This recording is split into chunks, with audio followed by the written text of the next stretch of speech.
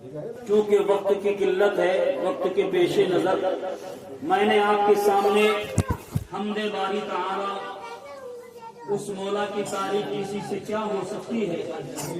وہ وحدہ لا شریک ہے، کما حقہ اس کی تعریف کرنا انسان کی طاقت سے باہر ہے۔ امام احمد رضا خان فاضل بریلوی علیہ رحمت و رضوان نے اس تعریف پر قلم بند کیا۔ انشاءاللہ اب میں آپ کے ذائقے کو، آپ کی چاشنی کو تبدیل کرتے ہوئے اپنی جماعت کے ایک فاضل جلیل حضرت مولانا عبد القادر بادایونی کو آپ کے سامنے پیش کر رہا ہوں کہ وہ آپ کے سامنے بہترین واضح و نصیحت سے لبریز علمی تقریر جو اصلاح معاشرہ پر ہو، انشاءاللہ حضرت آپ کے سامنے اصلاح معاشرہ سے متعلق ایک بہترین تقریر فرمائیں گے۔ اب میں بلا کسی تاخیر کو حضرت کے سپرمائی کر رہا ہوں۔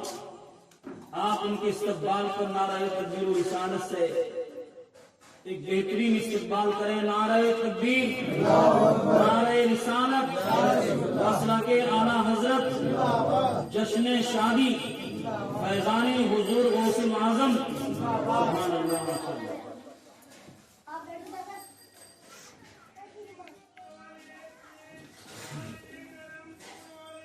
الحمد للہ رب العالمین والعاقبۃ للمتقین والصلاۃ والسلام علی سید المرسلین اما بعد اعوذ باللہ من الشیطان الرجیم بسم اللہ الرحمن الرحیم وادعوا الی ربک صدق اللہ العظیم۔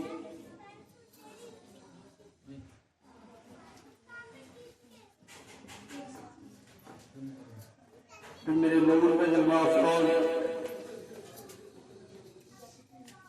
خطیب جی سال، مقرر سولہ بیان، ماہر تجوید و قرات حضرت علامہ مولانا قاری ضیاء الرحمن صاحب قبلہ، اور میرے احباب اور دیگر سامعین اکرام، بسط خلوص و احترام میں سب سے پہلے آپ کی بارگاہ میں سلام پیش کرتا ہوں۔ السلام علیکم ورحمۃ اللہ وبرکاتہ۔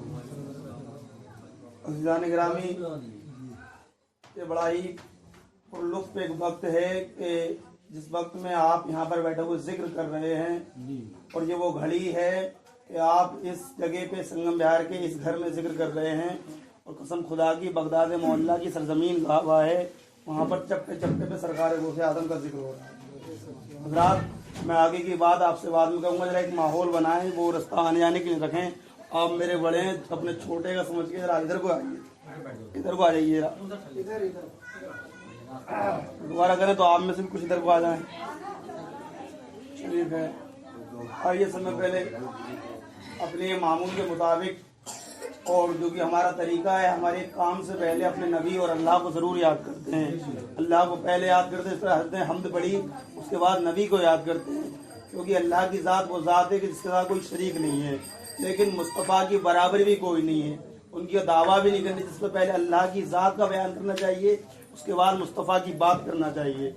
ذات محترم، آئیے درود پاک پڑھتے پڑھے میرے ساتھ، اللہم صلی علی سیدنا مولانا محمد وعلی آل سیدنا مولانا محمد وعلی آلہ وبارک وسلم۔ صلاۃ والسلام علیہ رسول اللہ صلی اللہ علیہ وسلم۔ حضرات، یہ کئی دن سے آپ مسلسل ایک شادی کے پروگرام میں چل رہے ہیں،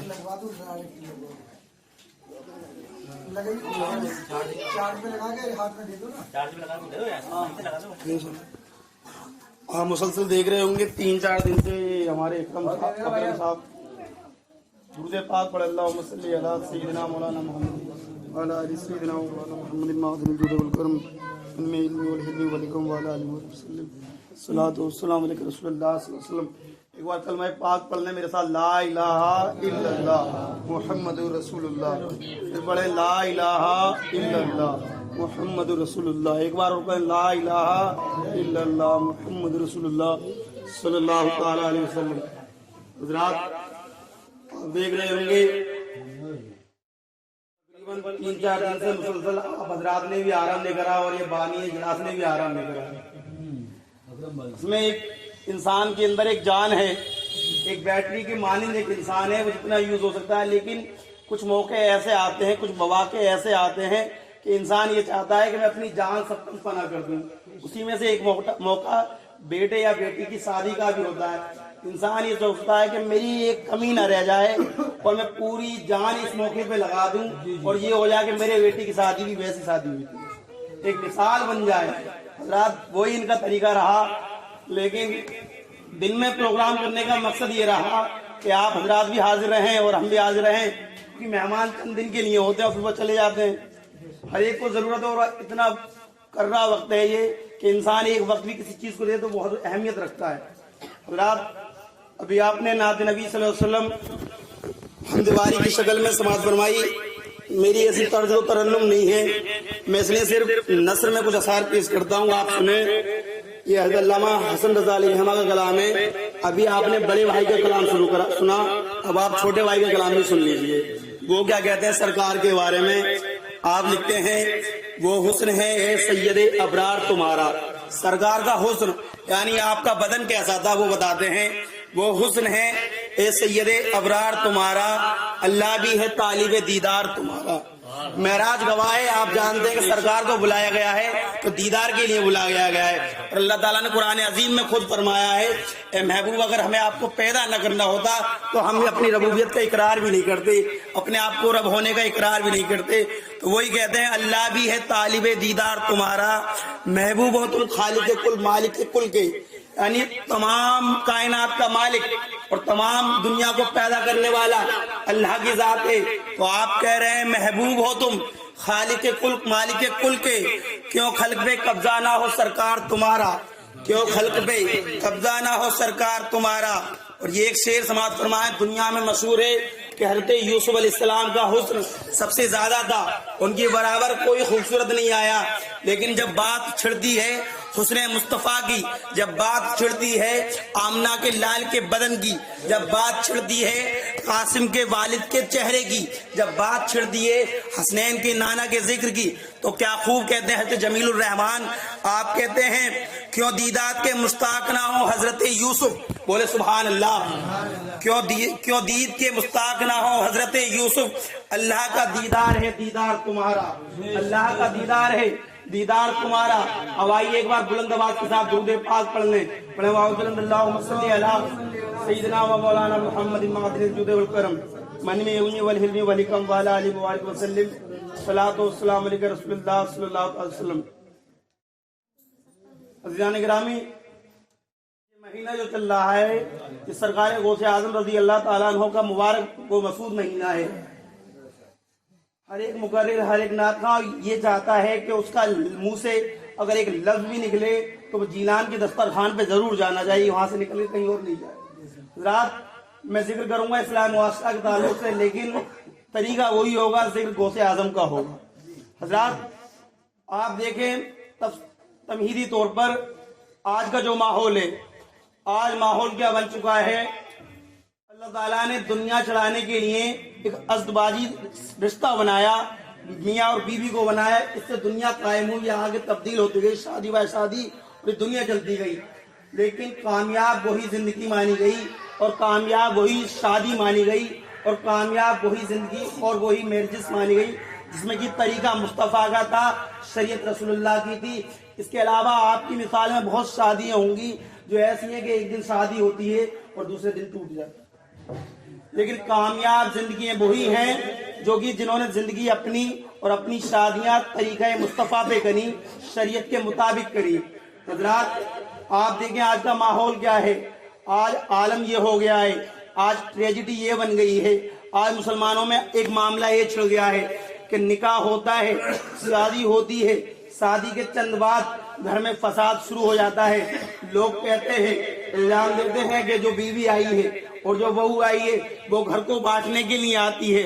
ऐसा नहीं है। आपको मैं एक हदीस पाक के हवाले से बात आगे बढ़ाता चलूं। आप सुने, सरकार दो आलम सल्लल्लाहु अलैहि वसल्लम आप इरशाद फरमाते हैं कि मैं चाहता हूं کہ کوئی شخص اذان دے, ادھر آپ دھیان رکھیں, میں چاہتا ہوں کوئی شخص اذان دے, میں چاہتا ہوں کوئی شخص امامت کرے, میں چاہتا ہوں کہ کوئی شخص اللہ کے لیے پکارے, اور میں مسجد سے باہر نکلوں اور میں ان گھروں کو میں دیکھوں جو لوگ مسجد میں نہیں آتے ہیں نماز پڑھنے کے لیے, تو میں خود ان کے گھروں کو جلا دوں. اللہ اکبر. کیا فرما رہے ہیں مصطفیٰ؟ مصطفیٰ کہہ رہے ہیں کہ میں چاہتا ہوں کوئی امامت کرے, میں چاہتا ہوں کہ کوئی اذان دے اور میں ان گھروں کو جلا دوں جو لوگ نماز پڑھنے کے لیے مسجد کی طرف نہیں آتے. تو لوگ آج نام دیتے ہیں کہ یہ جو لڑکی آئی ہے اس نے ہمارے گھر میں آگ لگا دی.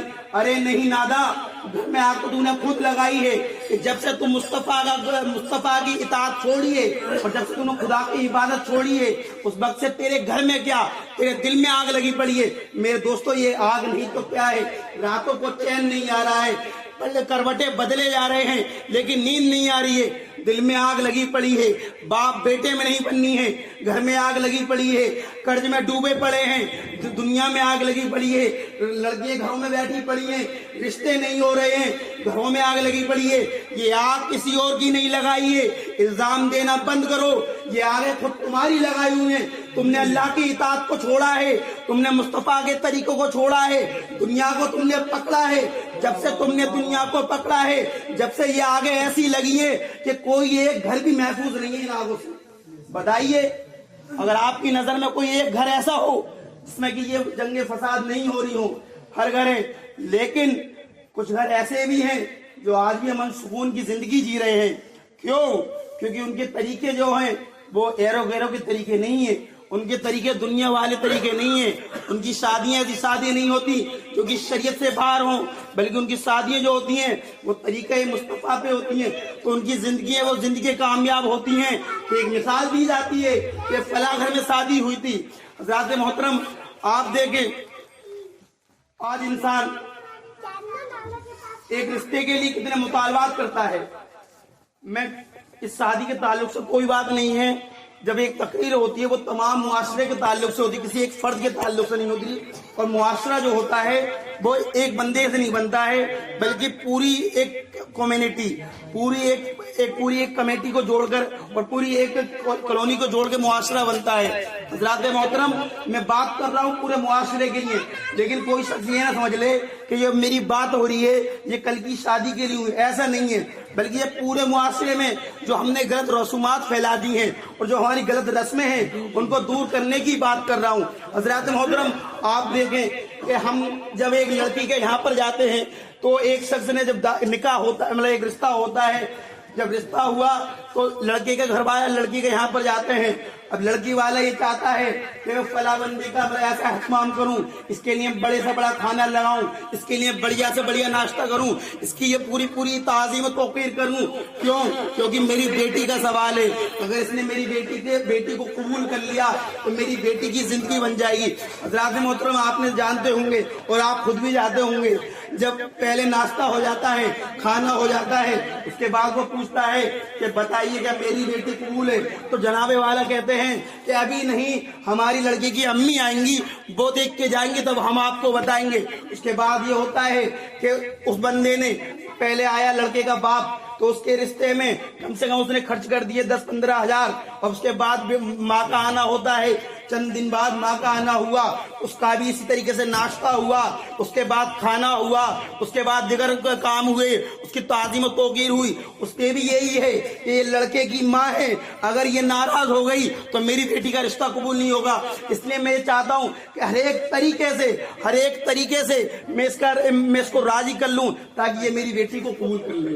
رات پھر وہاں پر بھی خرچ ہوئے, تب وہ بندہ سوال کرتا ہے کہ کیا میری بیٹی قبول ہے, تب بھی یہ ہوتا ہے کہ ہاں ابھی نہیں, ہم آپ کو بتا دیں گے. حضرات ذرا اپنا معاشرہ دیکھیں, آج دعوت کھانے کے چکر میں لگ گئے, آج ناشتوں کے چکر میں لگ گئے اور معاشرے کا وہ حال کر دیا کہ ایک غریب بتنے کی, ایک غریب کا لحاظ بھی نہیں آیا کہ لڑکی والا کس اہمیت پہ ہے, اس کی حیثیت کیا ہے, یہ کیا حیثیت ہے. کبھی اس کے بارے میں سوچا کہ تمہارے ناشتے کرا رہا ہے, یہ تمہارے کھانے کرا رہا ہے؟ کیا یہ اپنی کمائی سے کرا رہا ہے؟ بعض گھر ایسے ہیں کہ جتنی بار لڑکی کا جانا ہوتا ہے، لڑکے کے گھر والوں کا جانا ہوتا ہے، اتنی بار لڑکی والا سود لیتا ہے، اتنی بار بیچارہ اس کو سود لینا پڑتا ہے۔ کیا کرے؟ لڑکی کی عمر بیتی جا رہی ہے، اگر وہ ایسا نہیں کرے تو تم رشتہ قبول نہیں کرو گے کہ نہیں، لڑکی کی ماں کی تعظیم نہیں ہوئی، اس کا ناشتہ اچھا نہیں ہوا، اس کا کھانا اچھا نہیں ہوا۔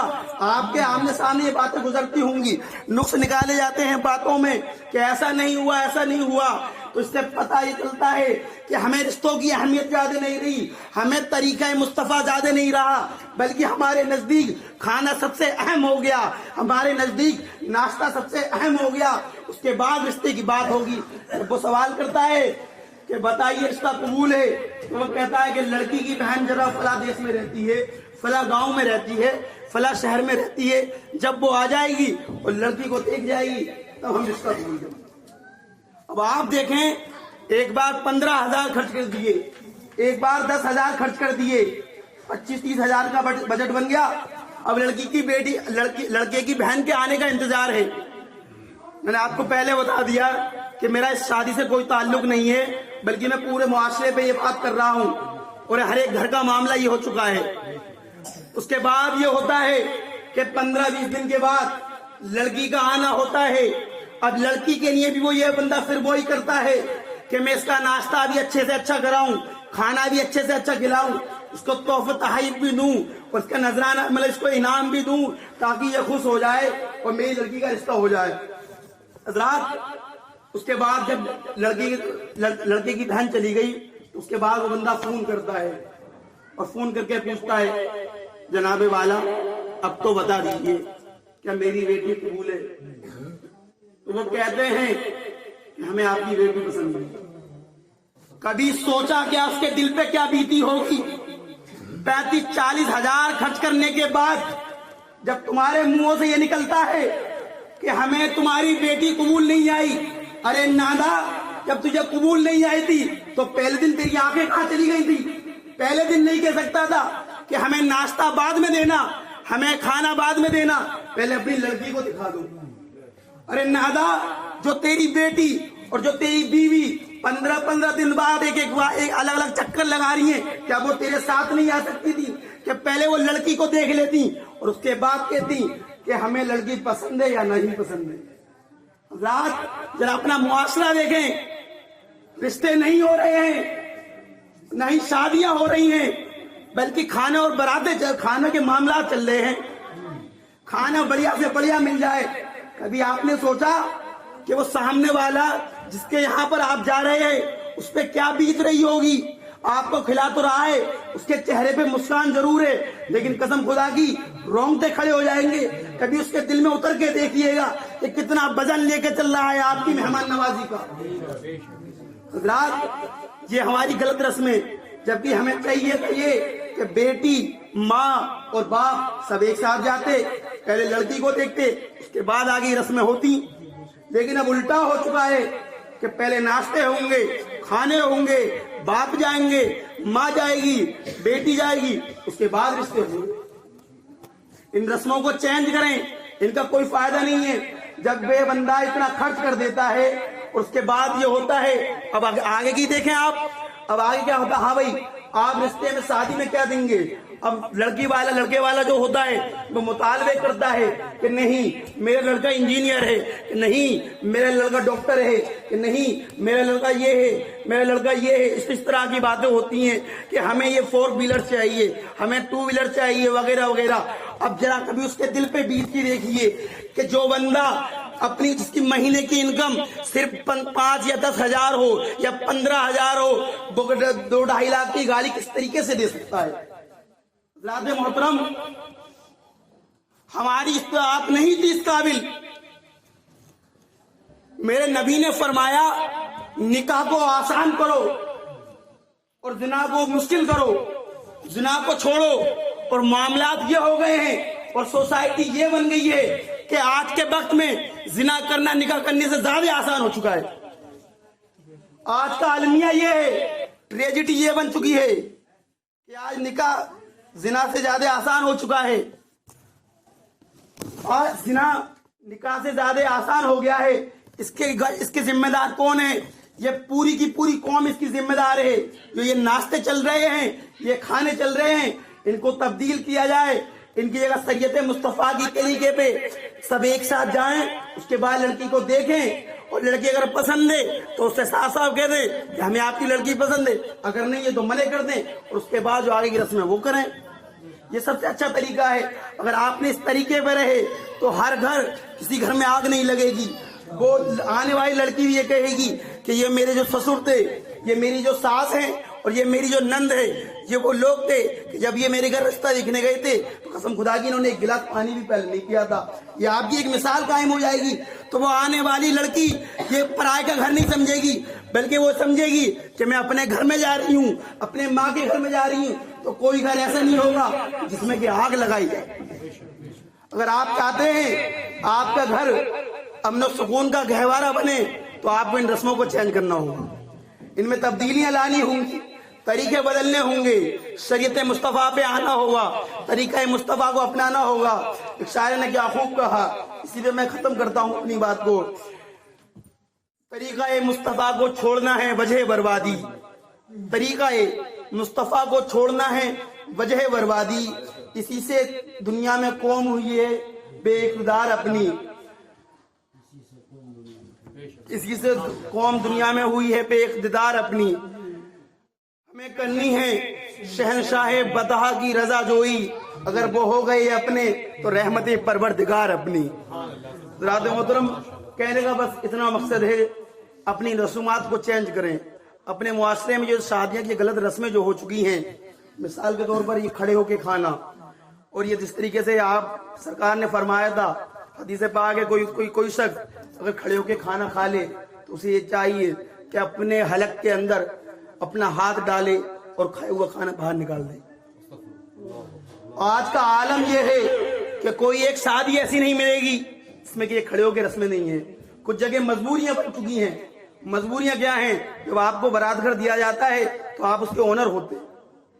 جب آپ اتنا بڑا بارات گھر کر سکتے ہیں تو کیا اس کے اندر چند کرسیوں کا انتظام نہیں کر سکتے؟ لیکن آپ کا نام بڑی شادیوں میں کس طریقے سے آئے گا؟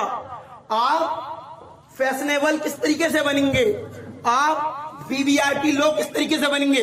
اس کے لیے یہ کرا جاتا ہے کھڑے ہو کے کھانا کھانا چاہیے. طریقے مصطفیٰ کو بھول گئے ہیں. VIP بننے کے چکر میں دنیا کے طریقے اپنا رکھے ہیں. ان لوگوں کے طریقے اپنا رکھے ہیں جنہیں یہ بھی نہیں پتا کہ نجاست سے پاک کس طریقے سے ہوا جاتا ہے. آج ہم ان کے جانوروں کے طریقے پہ چل رہے ہیں. ایک جانور ہوتا ہے وہ تو بیچارہ مجبور ہے، وہ کیا کرے، وہ بیٹھ نہیں سکتا. لیکن آپ تو ایک انسان ہے. اللہ تعالیٰ نے انسان کے لیے اشرف المخلوقات بنایا ہے. کیوں؟ کیونکہ اس کے پاس عقل بھی ہے، اس کے پاس طاقت بھی ہے، اس کے بعد عقل بھی ہے. یہ اپنی عقل کا استعمال کرے. جانور کے پاس عقل نہیں ہے، آپ کے پاس عقل ہے. لیکن آپ کے پاس عقل ہونے کے باوجود آپ جانوروں جیسا کام کر رہے ہیں تو بتائیے آپ کہاں کے انسان ہیں. اللہ اسی پہ ختم کرتا ہوں. وقت بہت ہو رہا ہے، حضرت کا بھی خطاب ہونا ہے. کبھی اور آپ سے ملاقات ہوئی انشاءاللہ آگے کی بات ہے. میرے ساتھ آگے پر توبہ کرنے استغفر اللہ ربی من کلی ذنب واتوب الیہ وما اغلینا الا البلاء. السلام علیکم ورحمۃ اللہ. آئیے حضرت ایک بہترین خطاب مجھ سے بھی اچھا خاصا قاری ضیاء الرحمن صاحب کا آپ سماعت فرمائیں. یقیناً ان کے خطاب میں وہ باتیں ہوتی ہیں کہ اگر آپ نے ان کے خطاب کو اپنے دل پہ نقش کر لیا تو آپ کی دنیا بھی کامیاب ہو جائے گی اور دین بھی کامیاب ہو جائے گا اور آخرت بھی کامیاب ہو جائے گی. بس اسی